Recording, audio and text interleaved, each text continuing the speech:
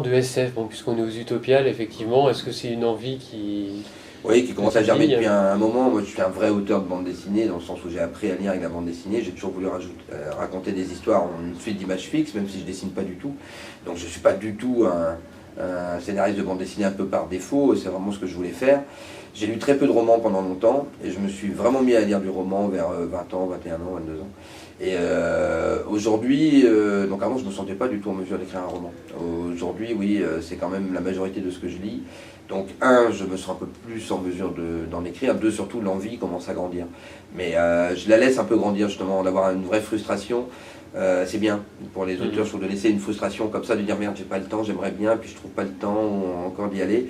Et à un moment donné, il va vraiment falloir y aller. Donc, ouais, c'est fort possible. Alors, ça serait soit un polar, soit effectivement plutôt de la science-fiction, parce que je suis aussi très lecteur de polar. Je pense que ça sera quand même plutôt de la science-fiction. Ouais. Ouais. Voilà. Très bien. Et donc, en science-fiction, est-ce que tu as un livre préféré que tu souhaiterais conseiller à tes lecteurs éventuellement? Ouais, la grande difficulté, parce qu'il y en a plein, mais puisqu'elle est tant qu'à faire, je sors d'une rencontre avec lui. Il y a quand même Bordage a été un auteur important pour moi dans tous ses premiers romans, Les Absalons, etc. Mais celui que j'avais pris le plus de plaisir à lire, et qui justement pour le coup était pas un voyage dans le temps, mais qui pouvait se rapprocher des brigades, c'était Wang. Qui raconte l'histoire d'un futur proche où l'Europe s'est entièrement protégée derrière un grand mur, on ne sait plus trop ce qui se passe derrière depuis un moment, et à ses portes il y a plein d'immigrés dans un chaos total qui vivent dans la misère, et chaque année les portes s'ouvrent, les portes du mur s'ouvrent et laissent rentrer 20 000 personnes. On ne sait pas trop ce qu'ils deviennent de l'autre côté, mais c'est un peu le Saint Graal. Et Wang est un héros poursuivi par la mafia, etc., et qui décide d'y aller pour voir, et en fait va se retrouver à jouer un guerrier dans des grandes batailles où les Européens qui vivent derrière ce mur s'amusent à recréer des grandes batailles de l'histoire, mais en vrai, avec des figurants qui se battent en vrai, etc. pour leur compte. Et donc Wang va se retrouver à devoir jouer des grandes batailles historiques, mais en vrai, quoi. Voilà. Et ça, c'est en 2 tomes, ouais, c'est toujours la facilité de Bordage, en 10 pages, on est dedans, et puis on lâche plus rien. Et voilà, ça reste pour moi un des auteurs français qui m'intéresse le plus.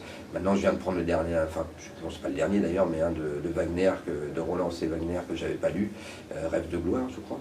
Il m'a l'air vraiment chouette celui-là quand même. Enfin là, je pense que tout le monde le connaît avant moi, donc c'est pas un conseil très pertinent ou très original.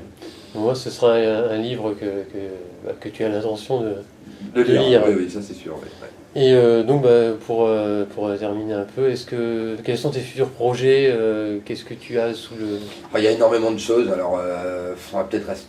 Et il n'y a pas encore tout à fait de projet imaginaire ou de science-fiction ou autre, c'est encore des récits historiques ou documentaires que j'ai à terminer. Il y a un nouveau projet avec Jean-Claude Fournier, je continue Svoboda, la série avec Jean-Denis Pendanx. Avec Maël aussi, on va sans doute partir pour une grande fresque historique autour de l'histoire de Porto Rico. Voilà, c'est la première fois que j'en parle, mais c'est fort possible, alors tout le monde va se dire pourquoi Porto Rico. En réalité, c'est un siècle d'histoire américaine en général et donc mondiale pour le coup.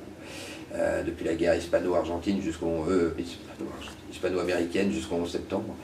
Et